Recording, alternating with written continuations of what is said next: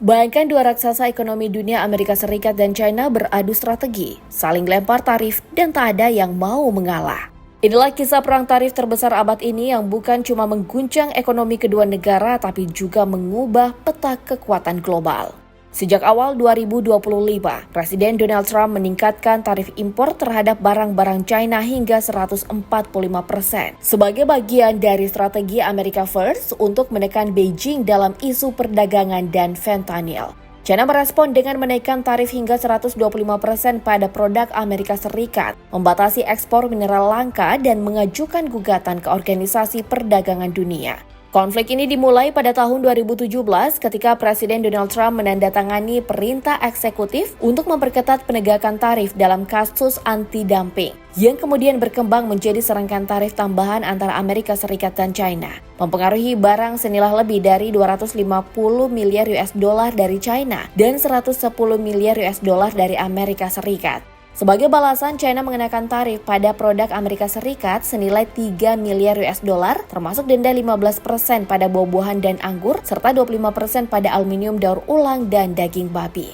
Ketegangan ini terus berlanjut pada awal 2025, Presiden Trump kembali menerapkan tarif 10% untuk semua impor dari China. Sebagai respon, Beijing memberlakukan tarif 15% pada batu bara dan gas alam cair dari Amerika Serikat, serta 10% pada minyak mentah, mesin pertanian, dan mobil berkapasitas mesin besar. China juga membatasi ekspor sejumlah komoditas penting ke Amerika Serikat seperti samarium, gadolinium, terbium, diprosium, lutetium, scandium, dan yttrium yang digunakan dalam industri pertahanan dan teknologi energi hijau. Dampak dari perang dagang ini tak hanya dirasakan oleh kedua negara, tapi juga oleh ekonomi global. Laporan dari Program Pembangunan Perserikatan Bangsa-Bangsa atau UNDP menunjukkan bahwa guncangan perdagangan yang dipicu oleh tarif sepihak antara Amerika Serikat dan China telah memangkas pertumbuhan 3 hingga 5 tahun di negara-negara yang terkena dampak, serta menyusutkan perdagangan di dalam jalur pasokan global. Lebih dari itu, perang dagang ini mengancam pertumbuhan ekonomi global. Dana Moneter Internasional menurunkan proyeksi pertumbuhan global 2025 dari 3,3% menjadi 2,8%, memperingatkan bahwa eskalasi tarif dapat memicu resesi di Amerika Serikat dan perlambatan ekonomi global.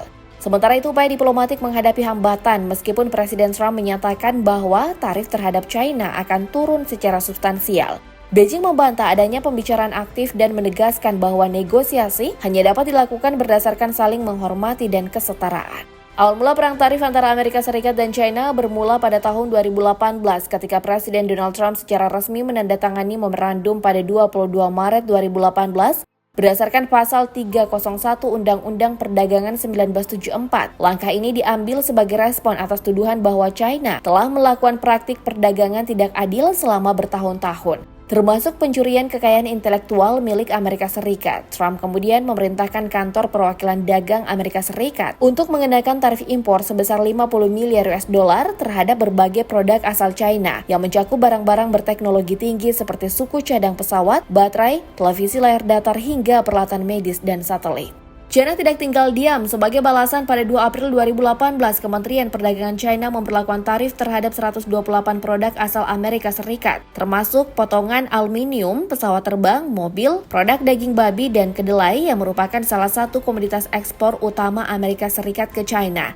Tarif yang dikenakan berkisar antara 15% hingga 25%. Tak hanya itu, China juga mengajukan keluhan resmi ke Organisasi Perdagangan Dunia atas kebijakan tarif baja dan aluminium yang diterapkan Amerika Serikat.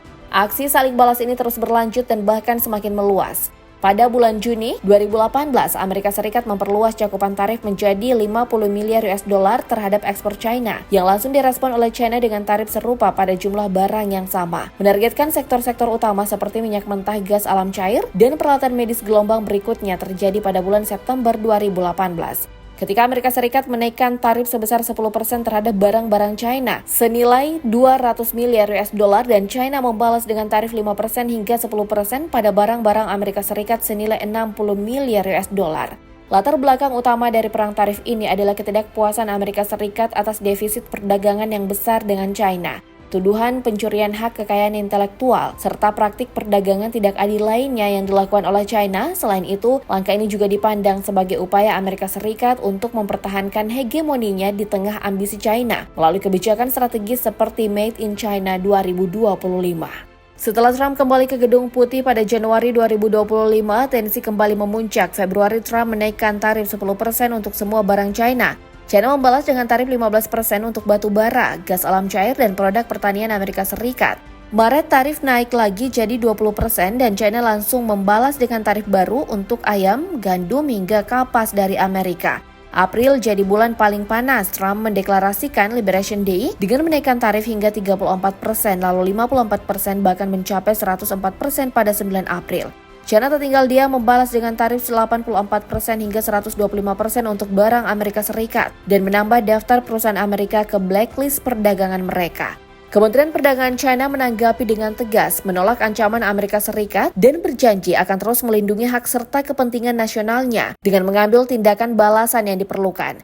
Eskalasi ini tak hanya berdampak pada perdagangan bilateral, tapi juga mengguncang pasar saham global, menyebabkan penurunan tajam pada saham perusahaan teknologi besar yang sangat bergantung pada rantai pasok China. Para analis memperingatkan bahwa konflik ini berpotensi menimbulkan inflasi global yang lebih tinggi, kenaikan harga barang, dan perlambatan pertumbuhan ekonomi dunia jika ketegangan tidak segera mereda. Situasi ini menunjukkan pola lama perang dagang yang kini dengan intensitas dan rasiko yang jauh lebih besar, sehingga dunia menantikan apakah kedua negara akan menemukan jalan damai atau justru terjebak dalam konflik berkepanjangan yang berpotensi memicu krisis ekonomi global berikutnya.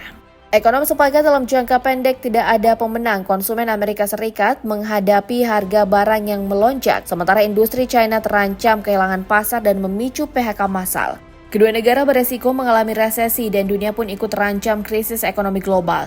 Di sisi lain, industri China juga mengalami tekanan berat karena kehilangan pasar ekspor utama mereka di Amerika Serikat yang berpotensi memicu pemutusan hubungan kerja massal di berbagai sektor manufaktur dan ekspor.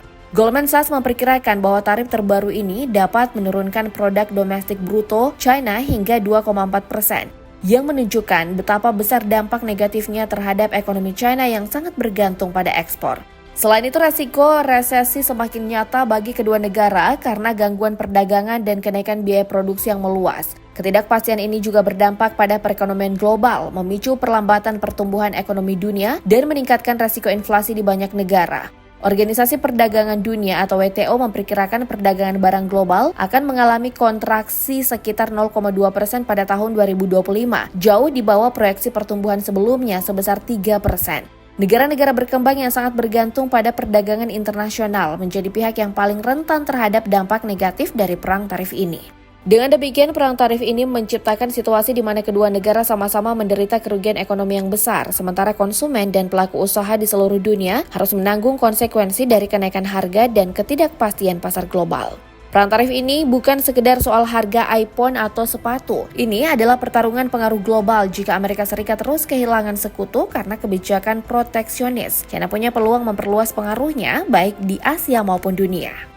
Dampak perang tarif ini juga sangat terasa pada rantai pasok global. Banyak perusahaan multinasional yang selama ini mengandalkan manufaktur di China atau Amerika Serikat, kini terpaksa mencari alternatif produk ke negara-negara lain, seperti Indonesia, Vietnam, dan Meksiko.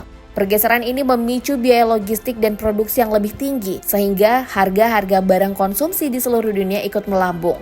Organisasi Perdagangan Dunia atau WTO memperkirakan volume perdagangan global akan mengalami kontraksi sebesar 0,2% pada 2025, jauh dari proyeksi pertumbuhan sebelumnya sebesar 3%.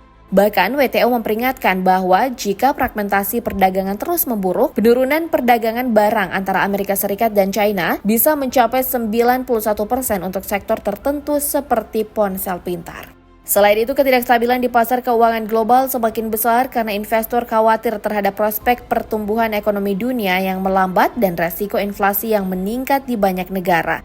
Negara-negara berkembang yang sangat bergantung pada perdagangan internasional menjadi pihak yang paling rentan menghadapi penurunan ekspor, investasi, dan potensi pengangguran yang lebih tinggi. Dengan demikian, perang tarif ini bukan hanya soal persaingan ekonomi dua negara superpower, melainkan juga pertarungan arah baru tatanan global di mana kekuatan, pengaruh, dan stabilitas ekonomi dunia sedang dipertaruhkan.